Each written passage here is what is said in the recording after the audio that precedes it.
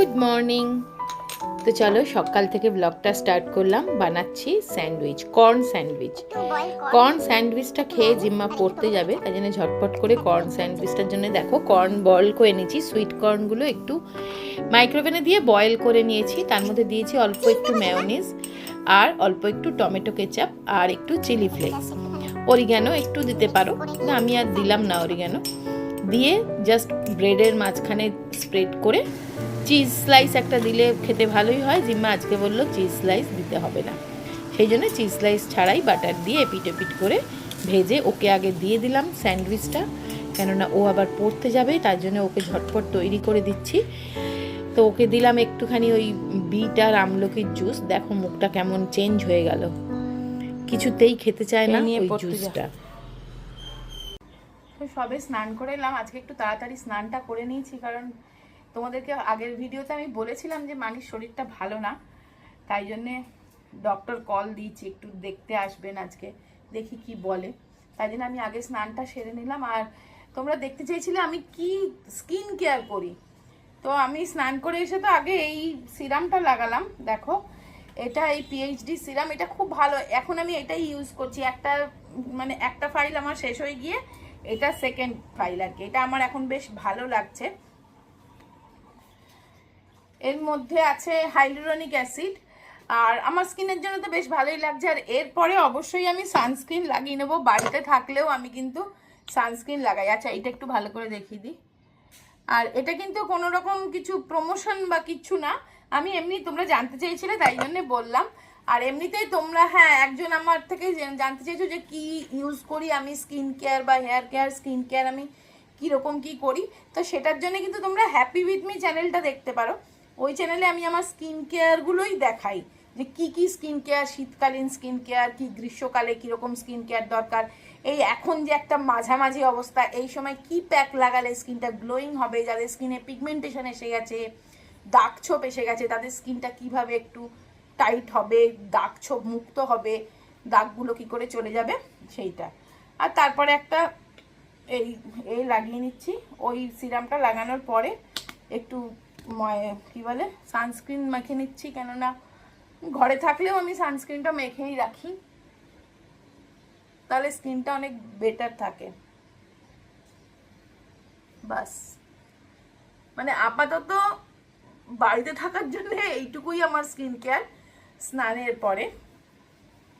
ব্যাস এই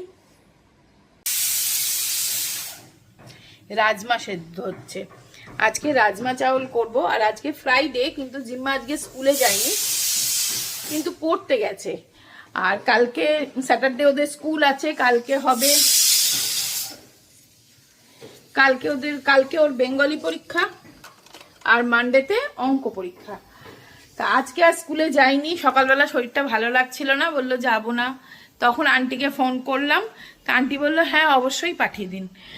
এই যে যার কাছে অঙ্ক করে না, খুব ভালো ভদ্রমহিলা, আর ওকে ভীষণ ভালোবাসে, টাইম পেলেই বলে হ্যাঁ পাঠিয়ে দিন। যাই হোক, তো অঙ্ক করতে গেল আর খেয়ে গেল স্যান্ডউইচ, ওই দেখলে, আর ওই বিটের জুস। কিছুতেই খাবে না, জোর জবরদস্তি করে একটুখানি খাওয়ানো হলো, তাও দেখো এতটা ফেলে রেখে গেছে। আর তারপরে তো আমি স্নানটা সেরে নিলাম, রাজমাটা সেদ্ধ বসিয়েছি, ভাত হয়ে গেছে। আর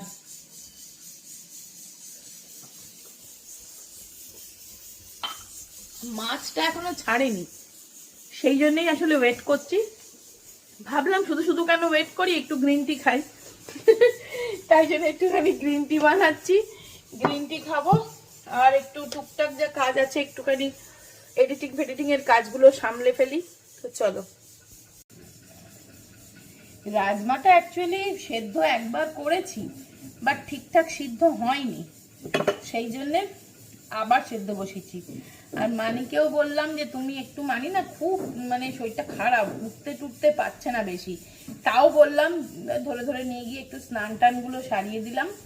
দিয়ে স্নানটা করা হয়ে গেল, বললাম তুমি একটু মানে ভালো কাপড় জামা পরে থাকো যদি ডাক্তারবাবু এসে যান, সেই জন্যে ভালো কাপড় জামা পরে। আর ওই মানি ফোন দেখছে একটু, আমি ভাবলাম তাহলে একটুখানি গ্রিন টি নিয়েই বসি, কাজগুলো একটু করি। ফোন নাম্বার দেওয়া আছে, ডক্টর আসলে তো ফোন করবে, দেখা যাক। তো চলো, ডাক্তারবাবু ফোন করেছিলেন, উনি বেরিয়ে গেছেন ঘর থেকে, আমি এসে যাবে এক্ষুনি। চলো, রান্না যেটুকুনি হয়েছে হয়েছে, এখন 12:30 বাজে, তো মানিকে একটু পরেই খেতে দেবো। তো দেখো, আলু বড়ি দিয়ে মাছ দিয়ে তরকারি করব, সেই জন্যে আলুটা একটু ভেজে নিয়েছি, এবার একটু বড়ি ভেজে নেব। আর এই বড়িগুলো না, আমার সেই শান্তিনিকেতন গেছিলাম সেই গত বছর 1 জানুয়ারি, তখনই অনেক বেশি করে নিয়ে এসেছিলাম ওই বনলক্ষ্মী থেকে। ওদের বড়িগুলো ভীষণ ভালো। তো সেই আলু দিয়ে বড়ি দিয়ে মাছ দিয়ে একটু মাছের ঝোলটা করব, সেই জন্য আলুটা বড়িটা আগে ভেজে রাখছি। ব্যাস কিছুই না, কালো জিরে, কাঁচা লঙ্কা, টমেটো, ধনেপাতা আর এই আলু বড়ি দিয়ে মাছ দিয়ে ঝোল।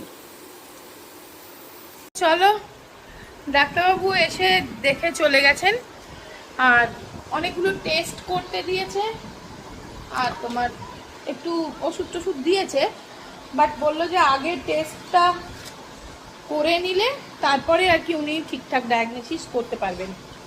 এই আর কি। আর জিম্মা পড়তে গেছিলো, আজকে একা একা চলে এসছে জানো, কারণ আমিই বললাম চলে আয় একা একা, কারণ ওই ডাক্তারবাবু আসবেন তো, আমি ওই জন্য বেরোতে পারছিলাম না ঘর থেকে।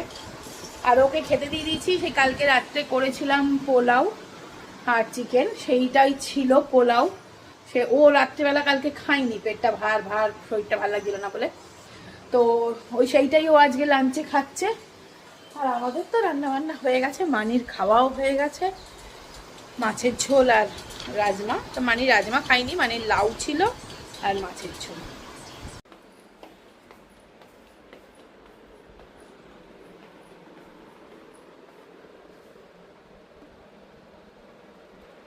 তো চলো তোমাদের রান্নাটা দেখিয়ে দিই। ফাইনালি এই যে মাছের ঝোল অফ করে দিলাম, মাছ আলু বড়ি দিয়ে ঝোল, আর এটা হচ্ছে রাজমার তরকারি। দাঁড়াও, রাজমাটা একটু ভালো করে দেখাই। এই রাজমাটার রেসিপি আমার শেয়ার করা আছে, ভীষণ ভালো, একদম ধাবা স্টাইল বা রেস্টুরেন্ট স্টাইল রাজমা। এই রাজমাটা দিয়ে রুটিও ভালো লাগে, ভাত তো খুবই ভালো লাগে। এই হচ্ছে রান্না। আর কালকের একটুখানি লাউ আছে, ওই বড়া দিয়ে লাউ করেছিলাম সেটা।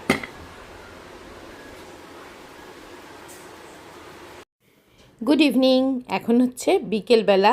তো চলো, আমি চা বানালাম, জিম্মাকে একটু পাস্তা বানিয়ে দেবো। পাস্তাটা একদম সিম্পল ওয়েতে বানিয়েছি, হোয়াইট সস পাস্তা, আর ওপর থেকে জাস্ট একটুখানি দেখো ব্ল্যাক পেপার বা অরিগ্যানো ছড়িয়ে ওকে দিয়ে দেবো খেতে।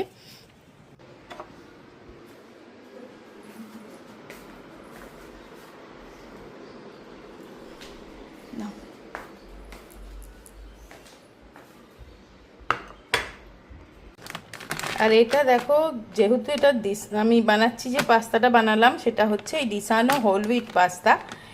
এটার মধ্যে কোনো রকম প্রিজারভেটিভ থাকে না, এই দেখো লেখাই আছে যে কোনো রকম প্রিজারভেটিভ থাকে না, 0 কোলেস্টেরল, নো ট্রান্স ফ্যাট। আর কাজে এটা ডুরুম হুইট থেকে তৈরি, হেলথের জন্যও ভালো। গুড ইভিনিং, এখন সন্ধেবেলা, অনেকটা টাইম কেটে গেছে, জিম্মার আন্টি এসছে, চলো আন্টিকে চা আর জিম্মার দুধ এই দিলাম। আর হ্যাঁ, তোমরা আবার বলবে আন্টিকে কেন একটা বিস্কিট দিয়েছো, আন্টি 2টো বিস্কিট খেতে চায় না। আমি আগেও বলেছিলাম, তোমরা কমেন্ট করেছিলে আন্টিকে কেন তুমি একটা বিস্কিট দাও, কি খাচ্ছিস, তো আন্টি একটাই খেতে চায়, 2টো খেতে চায় না। আর কয়েকটা জিনিস অর্ডার করেছিলাম ডিলশেয়ার থেকে, ডিলশেয়ারে অনেক কিছু ফ্রি দিচ্ছে জানো। হ্যাঁ হ্যাঁ হ্যাঁ, আছে আছে আছে,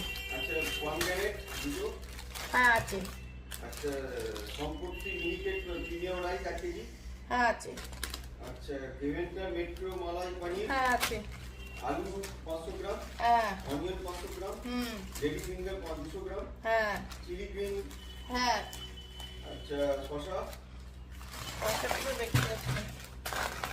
হ্যাঁ শসা আছে, অ্যাপেল আছে।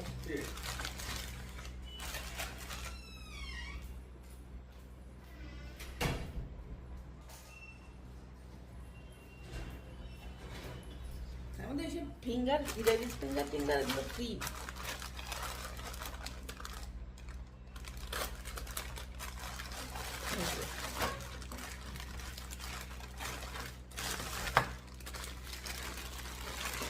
এইগুলো দেখো, এগুলো একদম ফ্রি, এটা ফ্রি, এই অ্যাপেলও ফ্রি।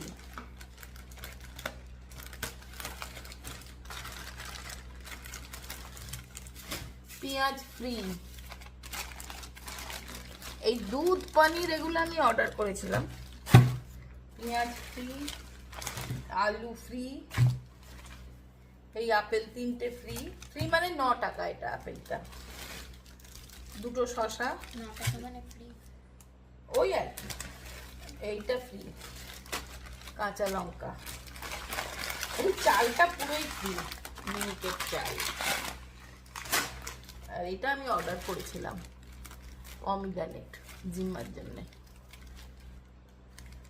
তো আজকে আমি ফার্স্ট টাইম এই দিল শেয়ার অ্যাপ থেকে করেছিলাম।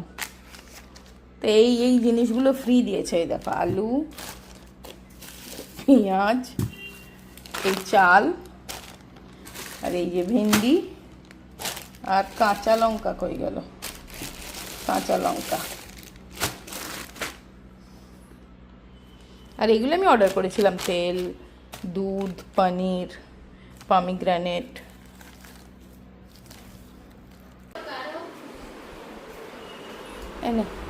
আমার জায়গা নেই।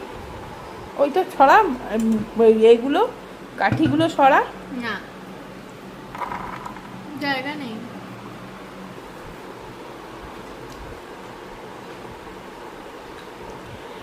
জিম্মা খাচ্ছে রুটি, চিকেন আর পমিগ্রানেট। শসা দেবো?